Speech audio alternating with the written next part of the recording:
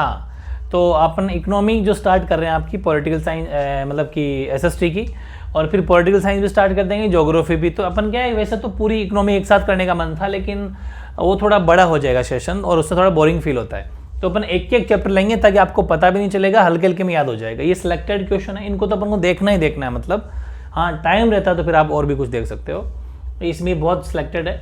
Development जो विकास जो अपना चैप्टर है, मोस्ट क्वेश्चन अपने लिए हैं, इसमें ज़्यादा बड़े क्वेश्चन नहीं आएंगे। पहली बात, अब आपको स्मार्ट स्टडी करनी है। कहाँ से बड़े क्वेश्चन आएंगे बता दूंगा मैं, यहाँ से छोटे क्वेश्चन आएंगे, लगभग इसमें से ही जो मैंने आज रखा है सेशन, इसमें से आ जाएंगे। ठीक है, तो क्वेश्चन लेते हैं अपन। फर्स्ट है, मतलब एमसीक्यूज टाइप भी आ सकते हैं, फिल द ब्लैंक्स टाइप भी आ सकते हैं, खाली जगह वाले, और कैसे भी आ सकते हैं, 2 लाइन 4 लाइन में भी आ सकते हैं, लेकिन आएंगे छोटे। विभिन्न देशों अथवा राज्यों की तुलना प्राय किस आधार पर बेहतर तरीके से मापी जा सकती है, यानी वो कौन सा तरीका है जब अपन किसी देश या किसी राज्य की तुलना कर सकते हैं, कंपैरिजन कर सकते हैं, तो वो सबसे बेस्ट है राष्ट्रीय आय, सॉरी वो प्रति व्यक्ति आय या फिर औसत आय। समझ में आ गई?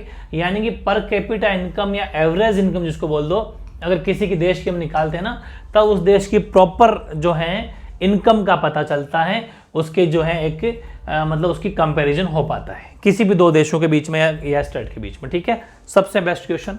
अगला, विश्व बैंक की विश्व विकास रिपोर्ट में देशों का वर्गीकरण किस आधार पर किया जाता है? भाई कि ये वाला देश इस कैटेगरी में आएगा, ये वाला इसमें आएगा, तो ध्यान रखना वो भी प्रति व्यक्ति आय के आधार पर किया जाता है, यानी कि वो भी आपके ऑन द बेसिस ऑफ पर कैपिटा इनकम, क्योंकि ये सबसे बेस्ट सोर्स है किसी भी देश की इकोनॉमिकल कंडीशन चेक करने का। ठीक है, पर कैपिटा इनकम।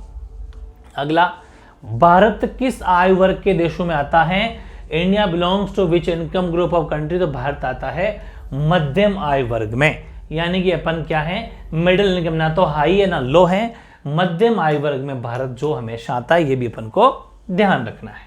अगला, भारत में भूमिगत जल का अति उपयोग जिस क्षेत्र में पाया जाता है, मतलब कि जो अंडरग्राउंड वाटर है उसका सबसे ज्यादा इंडिया में जो कौन कौन सा एरिया है?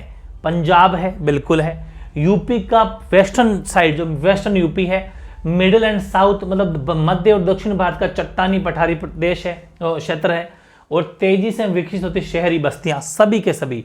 तो ये एक बड़ा क्वेश्चन तैयार हो जाता है 2 नंबर में। मतलब ये भारत में वो जगह हैं जहां पर सबसे ज्यादा ट्यूबवेल्स, कुएं या नहरें, मतलब अंडरग्राउंड वाटर का यूज किया जाता है। ठीक है, बिल्कुल सही है। बाकी तो नहरों से भी सिंचाई होती है, वो चीज अलग है, लेकिन जहां पर अंडरग्राउंड वाटर का मतलब ट्यूबवेल खोदना है, कुएं खोद के जो पानी का यूज किया जाता है, बेसिकली यहां पर किया जाता है। फिर है, मध्यम आय वर्ग वाला देश कौन सा है? तो अभी अपन खैर ले लिया था, इस क्वेश्चन को वापस घुमा के रिपीट है, काफी ये रिपीट क्वेश्चन 2 बार आया है, तो ये भी ठीक है। भारत जो है मीडियम मध्यम आय वाला है। मानव विकास रिपोर्ट जारी करने वाली संस्था का क्या नाम है? वेरी इंपॉर्टेंट है। The organization that release human development report, तो वो है संयुक्त राष्ट्र विकास कार्यक्रम, यूनाइटेड नेशन डेवलपमेंट प्रोग्राम। ये वो संस्था है, ये वो इंस्टीट्यूट है जो मानव विकास रिपोर्ट, ह्यूमन डेवलपमेंट रिपोर्ट जारी करता है कि भाई किसी भी देश का किस क्षेत्र में डेवलपमेंट की जरूरत है, कहां कहां वो देश पिछड़ा हुआ है, वो सब। ठीक है, वेरी सिलेक्टिव क्वेश्चन। अगला, ये fill in the blanks type question लिए मैंने 4-5। ठीक है, औसत आय को भी अपने स्टार्टिंग में लिया था, तो प्रति व्यक्ति आय भी कहा जाता है, प्रति व्यक्ति आय भी कहा जाता है, मतलब पर कैपिटा इनकम भी कहा जाता है। ठीक है, पर कैपिटा इनकम कर देना इसको। द मानव विकास रिपोर्ट देशों की तुलना शैक्षिक स्तर, स्वास्थ्य स्थिति और प्रति व्यक्ति, ठीक है ना, बिल्कुल सही बात है। तो प्रति व्यक्ति आय, ठीक है ना, बिल्कुल इंपॉर्टेंट। देखो, मानव विकास रिपोर्ट जो तुलना करती है किसी भी देश की, उसकी शैक्षिक स्तर देखती है कि वहां पढ़ाई लिखाई कैसी कुछ हो रही है, फिर वहां की स्वास्थ्य स्थिति देखती है, मतलब वो हेल्थ कंडीशन देखती है।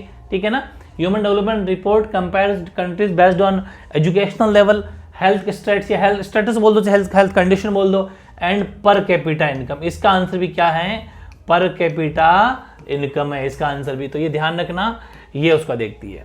फिर है कि यूएनडीपी द्वारा प्रकाशित मानव विकास रिपोर्ट देशों की तुलना, सेम वापस क्वेश्चन घुमा के पूछा है, शैक्षिक स्तर, मतलब ये क्वेश्चन आए हुए हैं, घुमा घुमा के पूछता है। अभी यहाँ पर आ जाएगा स्वास्थ्य की दशा क्या है, ठीक है, स्वास्थ्य की स्थिति क्या है, मतलब सेम ये वाला, ये स्वास्थ्य स्थिति, यहाँ पर क्या आ जाएगा? स्वास्थ्य स्थिति, यानी कि हेल्थ कंडीशन, यहाँ पर क्या आ जाएगा, हेल्थ कंडीशन बोल दो चाहे हेल्थ स्टेटस बोल दो, मतलब क्वेश्चन जितने भी घुमा के आने के चांस मैंने लिए हैं क्वेश्चन ये आएंगे। चौथा, किसी देश की आय उस देश के सभी निवासियों की आय होती है, मतलब वहां पर जितने भी लोग रहते हैं उन सभी निवासियों की जो आय होती है, मतलब जितने भी रेजिडेंट्स रहते हैं, ठीक है ना, तो रेजिडेंट्स कर लेना भाई इसको, रेजिडेंट्स, जितने भी रेजिडेंट्स रहते हैं उन सभी रेजिडेंट्स की जो है इनकम होती है पूरी, ठीक है ना। ये 4-5 खाली जगह भी यहाँ पर बन सकती है। कुछ क्वेश्चन लिया है कि मानव विकास रिपोर्ट का प्रकाशन किसके द्वारा किया जाता है, अभी पीछे के ले चुके, यूएनडीपी के द्वारा किया जाता है, ह्यूमन डेवलपमेंट रिपोर्ट। अगला, साक्षरता दर क्या है, तो 7 वर्ष और उससे ज्यादा आयु के व्यक्तियों में साक्षर जनसंख्या के अनुपात को साक्षर दर कहते हैं, यानी कि जो लिटरेसी रेट है, the proportion of literate population among persons age 7 years and above is called literacy rate, ठीक है ना, वो लिटरेट रेट कहलाती है, ये लिटरेसी रेट कहलाती है 7 वर्ष से ऊपर वाले। फिर केरल में शिशु मृत्यु दर कम क्यों है, ये भी काफी इंपॉर्टेंट क्वेश्चन है कि why is the infant mortality rate low in Kerala, तो क्योंकि केरल में स्वास्थ्य और शिक्षा की भौतिक सुविधाएं पर्याप्त मात्रा में उपलब्ध हैं, इसलिए शिशु मृत्यु दर कम है।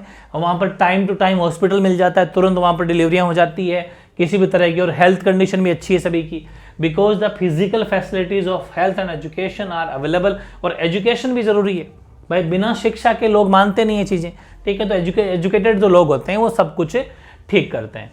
प्रति व्यक्ति आय का तात्पर्य लिखिए, राइट द मीनिंग ऑफ पर कैपिटा इनकम, तो जब देश की कुल आय को कुल जनसंख्या से भाग देकर निकाला जाता है तो उसे प्रति व्यक्ति आय या औसत आय कहते हैं, जो पीछे अपन पढ़ भी रहे थे, यानी कि when the total income of the country is calculated by dividing it by the total population then it is called per capita income या एवरेज इनकम। फॉर्मूला लिखेंगे तो प्रति व्यक्ति आय बराबर फॉर्मूला होता है राष्ट्रीय आय बटा कुल जनसंख्या, ये अपोन का साइन है बीच में, अपोन, ठीक है ना, ये फॉर्मूला बहुत इंपॉर्टेंट है, यानी कि पर कैपिटा इनकम का फॉर्मूला क्या है, national income upon total income, very important है, सिलेक्टिव क्वेश्चन है।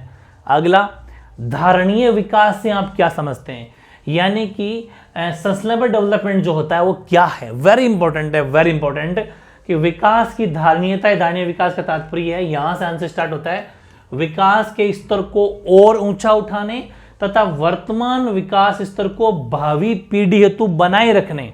जैसे कि अपन कोई ऐसे रिसोर्सेज है जिनका अपन इतना भयंकर तरीके से यूज ना करें कि वो आने वाली पीढ़ियां उनकी शक्ल तक नहीं देख पाए, मतलब हम ऐसा यूज करें जो सबके लिए बेनिफिट भी हो, थोड़ा सबकी जो लाइफ है वो भी ऊंची उठे, स्तर ऊंचा उठे, और आने वाली जो भावी पीढ़ी है, जो फ्यूचर जनरेशन, वो भी उनको देख पाए, लाइक पेट्रोल डीजल है, ठीक है। तो सस्टेनेबिलिटी ऑफ डेवलपमेंट या sustainable development means raising the level of development further and maintaining the current level of development for future generation, उसके लिए भी हम बचा के रखें। अगला, अतिरिक्त रोजगार के सृजन का कोई एक, मतलब अगर किसी को अतिरिक्त रोजगार चाहिए, मतलब कोई ऐसा चाहिए कि एडिशनल एम्प्लॉयमेंट मिले किसी को, उसका आंसर क्या होगा कि अतिरिक्त रोजगार सृजन है तो आप क्या करो कि आप लघु एवं कुटीर उद्योगों का विकास ज्यादा से ज्यादा करो, ताकि छोटे लेवल पे घर पे भी लोग काम कर सके, यानी कि हमें small and cottage industry should भी डेवलप्ड करनी चाहिए ताकि लोगों को एक्स्ट्रा काम मिले। खूब सारे लोग हैं ना जो अपने घर पर ही काम करते हैं, वो चाहे कैसा भी काम हो, इसके लिए गवर्नमेंट अभी जैसे सिलाई की मशीन अभी दे रही है गवर्नमेंट काफ़ी सारी महिलाओं को, ताकि वो घर पे ही अपने सिलाई कर सके, मतलब कुछ जो भी सीखना चाहे, तो काफ़ी चीज़ें हैं, और भी होता है कपड़े वाले, और भी चीज़ें डिफरेंट तरह की होती है, हाथ कर क्या हो गई, जैसे ये मटकी बनाने का काम है, डिफरेंट खिलौने बनाने का काम है, ये सब इसमें आ जाते हैं। फिर एक भूमिहीन ग्रामीण मजदूर, उसके विकास के किन्हीं 2 लक्ष्यों का मतलब उल्लेख करो, मतलब एक ऐसा बंदा जिसके पास में जमीन नहीं, लैंडलेस फार्मर है वो, ठीक है ना, रूरल लेबर, उसके लिए मतलब कोई 2 लक्ष्य बताओ क्या करेगा भाई, जमीन तो है नहीं, तो मतलब उसका मेन वो क्या करेगा भाई, कमा के तो खाएगा ना, तो क्या होना चाहिए, एक तो ये चाहता है कि भाई जमीन तो है नहीं तो मेरे पास नियमित रोजगार या फिर बेहतर मजदूरी मुझे मिले, परमानेंट, क्योंकि पर डे इनकम कमाएगा वही तो खाएगा, उसके 2 लक्ष्य होते हैं, एक तो नियमित उसको रोजगार मिले, मतलब डेली बेस पर उसको regular employment and better wages, और भाई मजदूरी जाए पर डे तो उनको मजदूरी भी अच्छी मिले भाई, 500-700 पर डे उसको मिले, ठीक है, और शैक्षणिक विकास उसका हो, एजुकेशनल डेवलपमेंट भी, क्योंकि वहां पर उसके बच्चे भी जो होंगे वो भी पढ़ लिख पाए, वरना वो परमानेंट कोई किसानी या फिर ये मजदूरी थोड़ी करेगा, उसके बच्चे भी आगे पढ़ लिख के सक्सेस होंगे, ये सब बातें किसी भी भूमिहीन ग्रामीण मजदूर के खुद के डेवलपमेंट के 2 टारगेट्स होते हैं जो अपन ने देख लिए। ठीक है ना। तो छोटा सा चैप्टर था, कोई दिक्कत नहीं है, आराम से मेरे हिसाब से इसको आपने पढ़ लेना है। वेरी इजी है, वेरी सिलेक्टिव क्वेश्चन है, छोटे छोटे कैप्सूल पढ़ेंगे, पता भी नहीं चलेगा, 10-15 मिनट के अंदर आराम चैप्टर कंप्लीट हो गया। ऐसे सेकंड, थर्ड, फोर्थ जो चैप्टर आपके आ रहे हैं अकॉर्डिंग टू ब्लूप्रिंट का भी ध्यान रखा जा रहा है, क्योंकि एग्जाम में किस टाइप के क्वेश्चन आपके आ रहे हैं उन सबको ध्यान रखते हुए चल रहा हूँ। बहुत जल्दी अपन कंप्लीट कर लेंगे, हो सकता है सेकंड कैप्सूल आपको आज ही मिल जाए, कल के दिन में आपको इकोनॉमी पूरी कंप्लीट मिल जाएगी। बस आपको पढ़ते रहना है, ठीक है ना। फिर अपन हिस्ट्री स्टार्ट कर देंगे, पॉलिटिकल साइंस स्टार्ट कर देंगे, ठीक है। फिर भी कोई डाउट रहेगा तो कमेंट कर देना, ठीक है। ओके।